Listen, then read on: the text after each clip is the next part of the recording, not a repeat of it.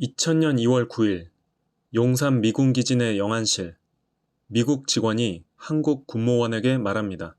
시체 방부제라는 독성 강한 포름알데하이드를 여과 없이 하수구에 버리라고 말이죠.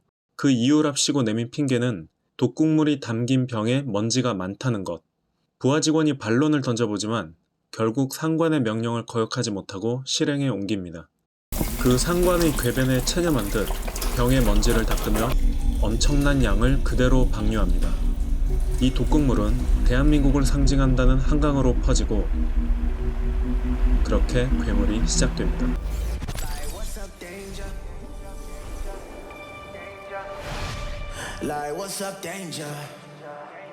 이 도입부는 실화죠. 2000년 2월 9일 미 8군에서 포름알데하이드 20박스를 무단 방류한 사건. 당시 한국 군무원의 제보로 세상에 알려졌는데 그 미국 직원은 집행유예에 선고받는데 그칩니다. 시간이 흐르고 한강에는 돌연변이 괴수가 나타나서 시민들을 습격합니다. 수많은 사상자가 발생하고 강도의 딸 현서가 괴수에게 끌려간 뒤로 강도네 가족의 삶도 멈춰버립니다. 이 사건으로 합동 분향소가 차려지고 현서의 고모와 삼촌까지 등장하며 이들은 비탄에 잠깁니다. 물론 높으신 양반들이 방문할 때는 구석으로 치워지고 있지만 말이죠. 여기서 유가족의 첫 번째 의미는 말 그대로 남겨진 사람들. 그들이 사건의 경위를 궁금해하는 건 당연할진데 정부에서는 알려주지 않습니다. 아니 지금 뭐가 어떻게 된 건지 지금 자세하게 얘기부터 해줘야 될 거 아니야. 왜? 다만 색출할 뿐이죠. 여기서 잠깐 지나간 장면. 고모와 삼촌이 등장할 때 보인 저 화환.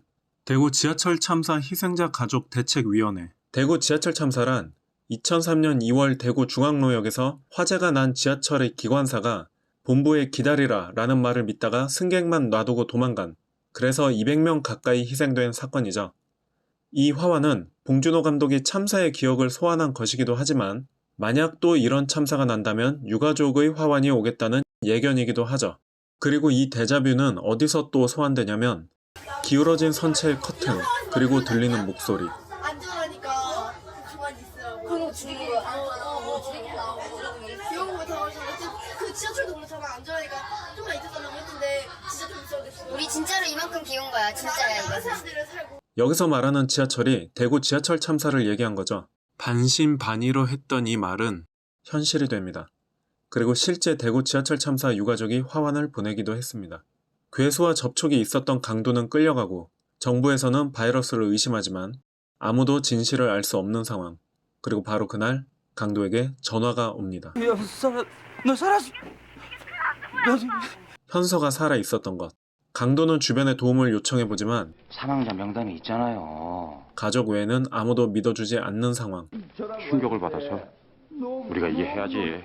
강도라는 캐릭터는 직업도 시원찮고 대학도 못 나오고 인간관계도 넓지 못하고 가장 위치에 있지만 집안에서도 가장 무시받을 만큼 자기 생각을 조리 있게 말할 줄도 모르는, 그야말로 한국 사회의 낙오자, 루저 캐릭터입니다.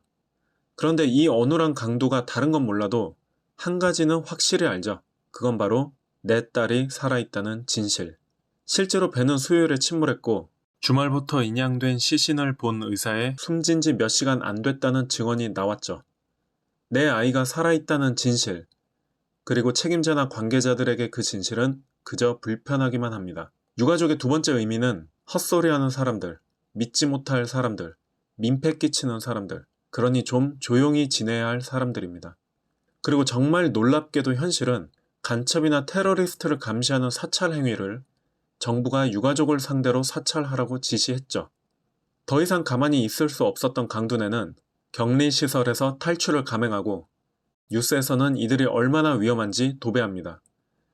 수백 번 가족이 된 강두네는 은밀하게 현서를 찾아 나서고 보이지 않는 어둠 속을 헤매지만 포기하지 않습니다. 그리고 혹시나 딸을 만나게 된다면 더러움에 피해를 주지 않을까 강두는 온몸을 소독합니다. 저를요 바닥에 그냥 깔아 뭉겼거든요. 그 사람이 관절염 걸렸어요. 예, 간호사가 병원 힘들지게 생겼어요. 예? 영화에서는 이 뉴스가 단순히 과장된 블랙 코미디로 비칠 수 있는데 이건 오히려 약하죠. 참사 다음날 나왔던 휴대폰 보험금 속에 배의 실소유주, 그의 아들이 순살 치킨을 시켰다는 단독. 이에 질세라 라이벌 방송사의 반박 뉴스가 치킨이 아니라 해산물을 좋아한다는, 그리고 그 아들의 경호원이 젊은 여자더라는 그렇고 그렇대 단독.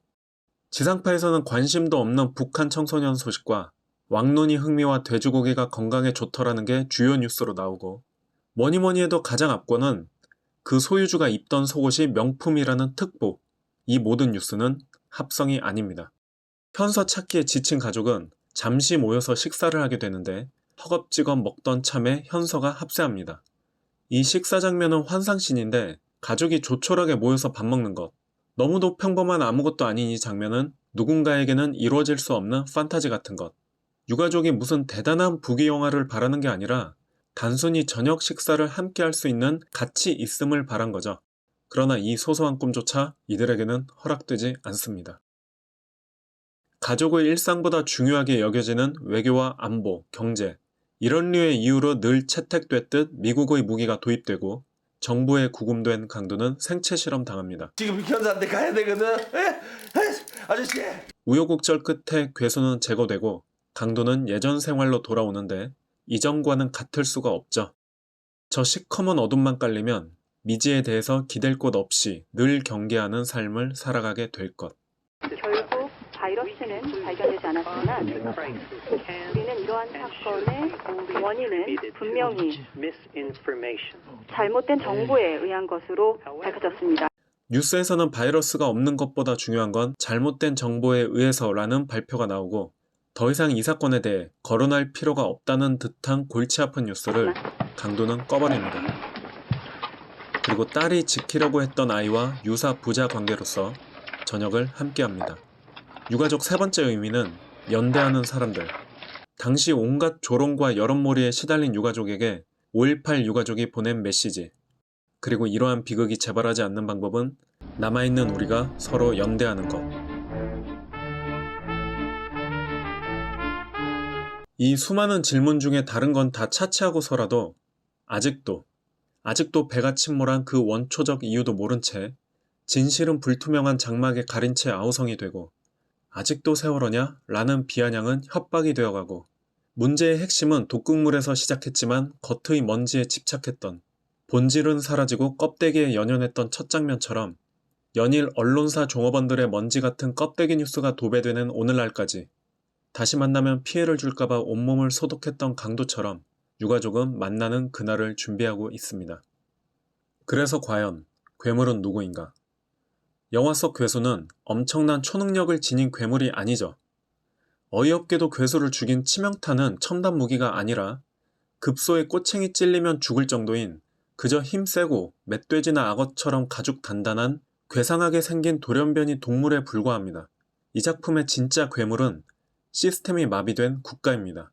그리고 이에 묵인하는 대중 또한 괴물의 다른 면이죠. 2006년에 이 작품이 나오고 8년 후에 벌어진 그날의 참사가 어느덧 8년 전 기억이 되었습니다.